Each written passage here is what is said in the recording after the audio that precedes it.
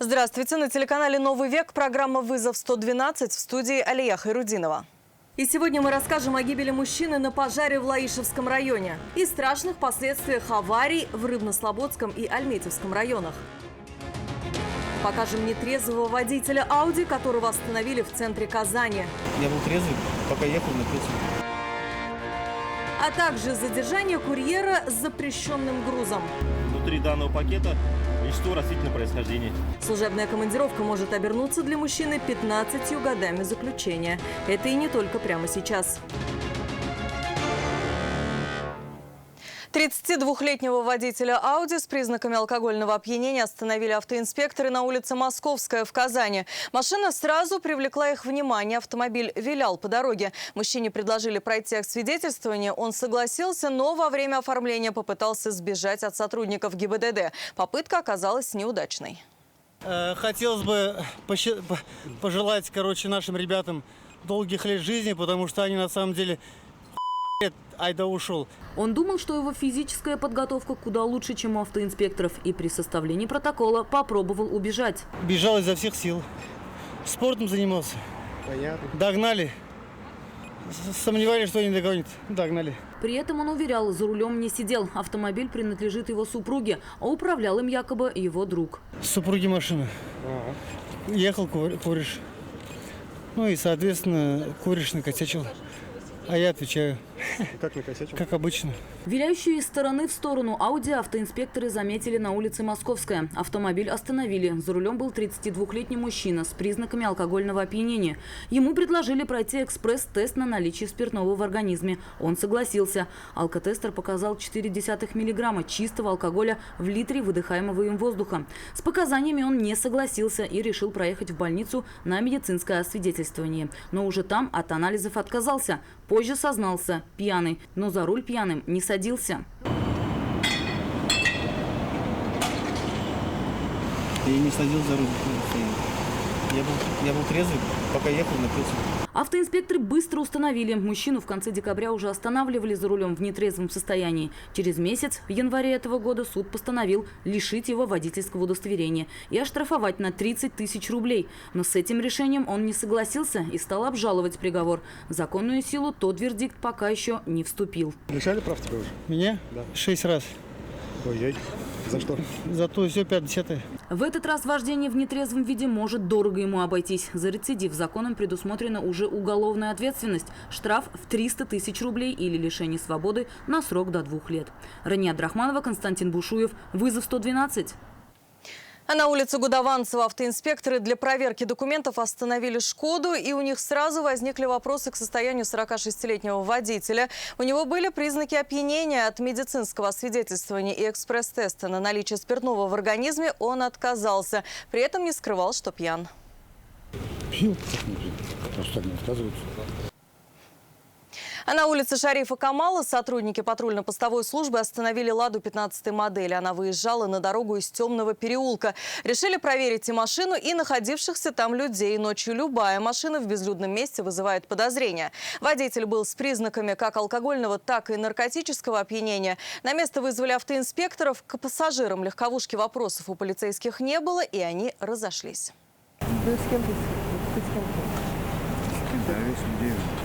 Ну а зачем ты? Ладно, снимай. Для супруги 43-летнего водителя «Лады» его задержание за рулем с признаками опьянения – сильное удивление. Вредных привычек за мужчиной она не замечала, по крайней мере, пока он от нее не ушел. Нет, он же он вообще не пьет. Я сама вот сейчас все. Выезжающую из темного переулка на улицу Шарифа Камала «Ладу» заметили сотрудники патрульно-постовой службы. Машину и всех, кто в ней находился, решили проверить. Пассажирам вопросов не возникло, а у водителя обнаружили признаки опьянения. Имеются признаки алкогольного опьянения. Рад Ахадович, вы согласны пройти освидетельствование состояния алкогольного опьянения с использованием прибора алкотектор? Иначе говоря, продуть алкотектор. Нет?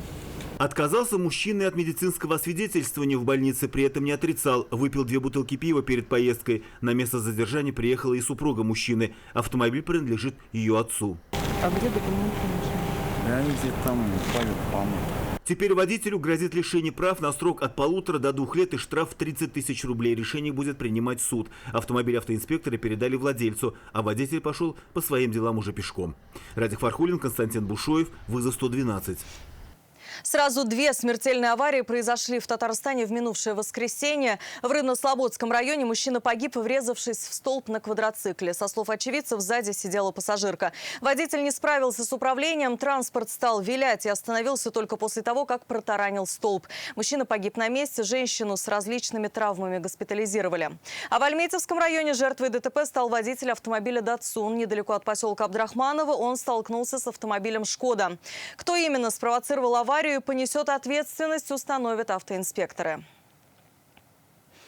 На 2 месяца в следственный изолятор отправил Кировский районный суд подозреваемого в убийстве родной матери и нападении с ножом на отчима. 33-летнего Александра Галактионова обвиняют в жестокой расправе над близкими родственниками на улице Нуриханов-Аттахов в Салават-Купере. Напомним, в минувшую пятницу он с родителями отмечал свое освобождение из мест лишения свободы, сидел за кражу, вышел всего за 2 дня до кровавой расправы. В какой-то момент он поругался с 55-летней матерью и убил ее, после набросился на 52-летнего отчима. Его успели госпитализировать, раны были не смертельными. Свидетелями страшной расправы стали соседи. Они вызвали полицейских. Предположительно, подозреваемый был в состоянии алкогольного и наркотического опьянения. На кадрах с камер видеонаблюдения видно, как он с ножом в руках ходит по подъезду, выходит на улицу, ездит в лифте, потом снова и снова бьет ножом мать. Его задержали на месте преступления. Следователи обратились в суд для избрания ему меры пресечения. Представитель Фемиды арестовал его. 48-летний мужчина сгорел заживо в бане. Огонь вспыхнул в СНТ «Бытовик» в Лаишевском районе. Соседи вызвали пожарных. Они потушили возгорание на площади в 9 квадратных метров. Во время разборки обгоревших конструкций обнаружили тело погибшего. Еще один 40-летний мужчина пострадал, но от госпитализации отказался. Предварительная причина пожара – неосторожность при курении. Около 400 граммов наркотиков транзитом через Татарстан пытался перевезти 26-летний житель Тюменской области. Он проехал не 100 километров от Тулы до набережных Челнов, где его и остановили для проверки документов. Но водитель стал вести себя подозрительно, арендованную им машину решили досмотреть. Где взяли этот пакет? Город Тверь. Кто туда ложил его? Сами вы положили, да, собственноручно? Кроме этого запрещенный предмет имеется? Отрицать, что в арендованной им «Ладе» есть наркотики, 26-летний мужчина не стал, но пытался уверить автоинспекторов, что не знал, что находится в свертке. Его остановили на стационарном посту полиции Тула-1 при въезде в Автоград для проверки документов. Вышли мы на улицу, подошли к автомобилю, которым вы управляли, верно? «Лада Гранта» вы этим управляли, арендованный автомобиль. Где и что имеется у вас запрещенного в данном автомобиле перед началом досмотра? Впереди под сиденьем находится что именно? Черный пакет. Черный пакет с чем? Наверное, наркотики. Предположительно, с наркотиками. Проверка подтвердила, мужчина говорил чистую правду. Под сиденьем был черный сверток. Внутри данного пакета вещество растительного происхождения. Изъятое направили на экспертизу. Исследование установило, что внутри пакета была марихуана весом без малого 400 граммов. Тем временем задержанный признался, откуда забрал закладку. Выяснилось, что молодой человек в начале апреля устроился перевозчиком наркотиков в нелегальный интернет-магазин. По указанию оператора выехал в Тверь, где по координатам куратора забрал партию нелегального товара. Далее направился в Магнитогорск, где должен был оборудовать тайниковые закладки. Возбуждено уголовное дело по признакам состава преступления, предусмотренного частью 3 статьи 30, частью 4 статьи 228 прим. 1 Уголовного кодекса Российской Федерации. На время следствия задержанного отправили в следственный изолятор. Алена Струминская, Нафиса Минязова, вызов 112. Одним нелегальным казино в Казани стало меньше. Сотрудники Управления экономической безопасности и противодействия коррупции установили, что на улице Ломжинская организаторы оборудовали помещение компьютерами и другой техникой. Так они сделали из него рай для любителей азартных игр на деньги. В ходе осмотра места происшествия изъято 21 единица мониторов, 20 системных блоков, мобильные устройства, а также черновые записи. В настоящее время проводятся оперативно-розыскные мероприятия, направленные на установление всех лиц, причастных к организации незаконной деятельности игрового салона.